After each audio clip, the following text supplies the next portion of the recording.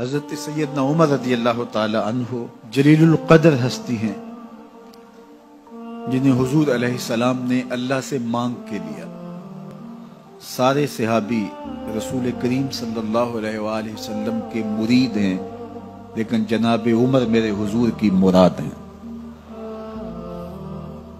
39 لوگ جب اسلام لا چکے، 39ویں شخص حضرت امیر حمزہ رضی اللہ تعالی عنہ تھے، اور ان کا ایمان لانا مسلمانوں کے لیے بہت بڑی ڈھارس اور بہت بڑے حوصلے کا سبب و ذریعہ بنا۔ تو میرے حضور نے ہاتھ اٹھا لیے، کہا اے اللہ، ایک شیر دیا ہے امیر حمزہ، ایک شیر اور عطا کر دے، اب تیری مرضی، عمر بن خطاب دے دے یا عمر بن حشام دے دے۔ حضور دعائیں مانگ رہے اور یہ ہاتھ میں تلوار لیے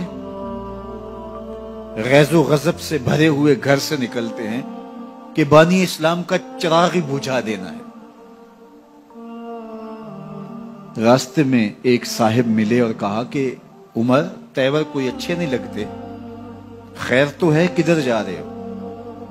کہا چراغ اسلام بجھانے جا رہا ہوں، یہ روز کا مسئلہ ختم ہونے لگا ہے میرے ہاتھوں۔ مسکرا کے بولے گھر کی خبر تو لو۔ کہا میرے گھر کو کیا ہوا؟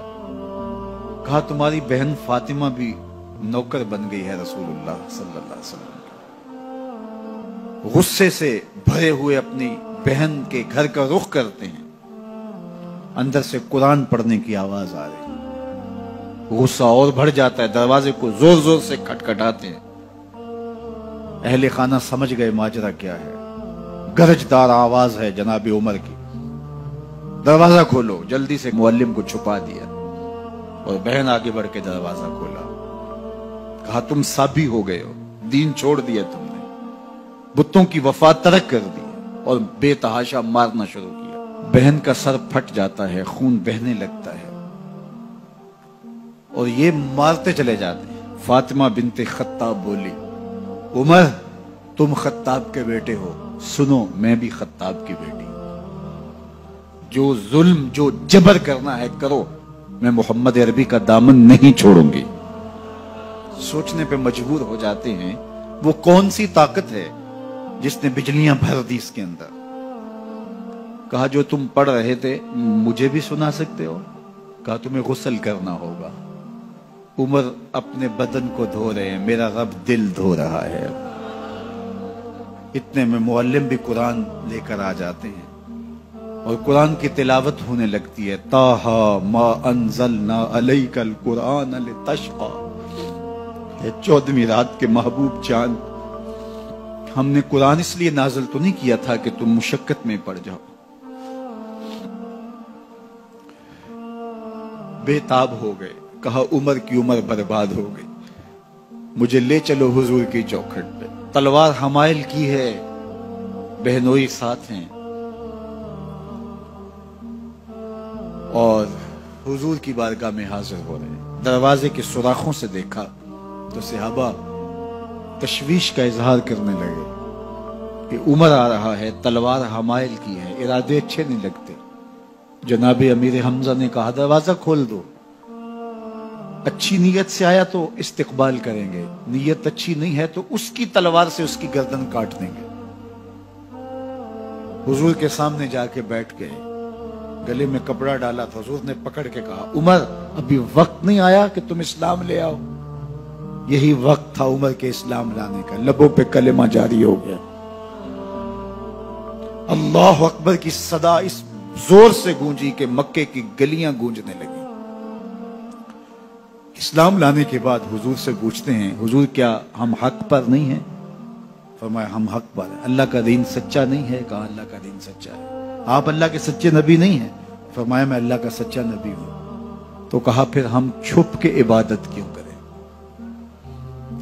اب مسلمانوں کی 2 صفیں بنتی ہیں، ایک صف کی قیادت امیر حمزہ کرتے ہیں، دوسری صف کے آگے آگے عمر بن خطاب چلتے ہیں اور حضور درمیان میں ہیں، اور یہ ملکوتی قافلہ صحن حرم میں آ کے اعلانیہ عبادت کرتا ہے۔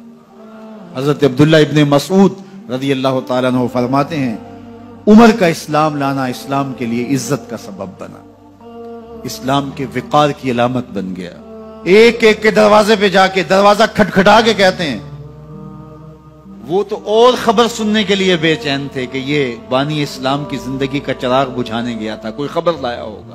وہ کہتے ہیں آؤ عمر کدھر آئے ہو؟ کہا تمہیں بتانے آیا ہوں، کمزوروں سے پنجہ آزمائی کرتے رہے ہو، آؤ میرے سے بات کرو، میں محمد عربی کا نوکر بن گیا ہوں۔ اللہ اکبر۔ میرے حضور نے فرمایا جب اچھے لوگوں کا ذکر کرو تو میرے عمر کا ذکر بھی کیا کرو۔ میرے عمر کی زبان پر حق بولتا ہے، سچ بولتا ہے۔ ان الشیطان یفر من ظل عمر، عمر کے سائے کو دیکھ کے شیطان بھاگتا ہے۔ اللہ اکبر۔ اسلام لائے تو زندگی کی ایک ایک سانس اسلام کے لیے وقف کر دی، حضور کا پہرا دیا، حضور کی ناموس کا پہرا دیا، حضور کی شریعت کا پہرا دیا۔ اسلامی فتوحات پھیلی تو پھیلتی ہی چلی گئیں، کبھی مصر فتح ہو رہا ہے، کبھی ایران فتح ہو رہا ہے، آرمینیا تک مسلمانوں کی افواج پہنچتی ہیں۔ 22 لاکھ مربع میل پر حضرت عمر رضی اللہ تعالیٰ عنہ کی سلطنت پھیل جاتی ہے۔ عدل و انصاف کا دورہ ہوتا ہے۔ زمانے نے دیکھا کہ غیر مسلم بھی عدالت میں کھڑا ہے تو اسے خوف نہیں ہوتا تھا کہ میرے سے ناانصافی ہوگی، اس لیے کہ حکومت عمر کی چل رہی ہے۔ وہ بھی مطمئن ہوتا تھا کہ میرے ساتھ انصاف ہوگا۔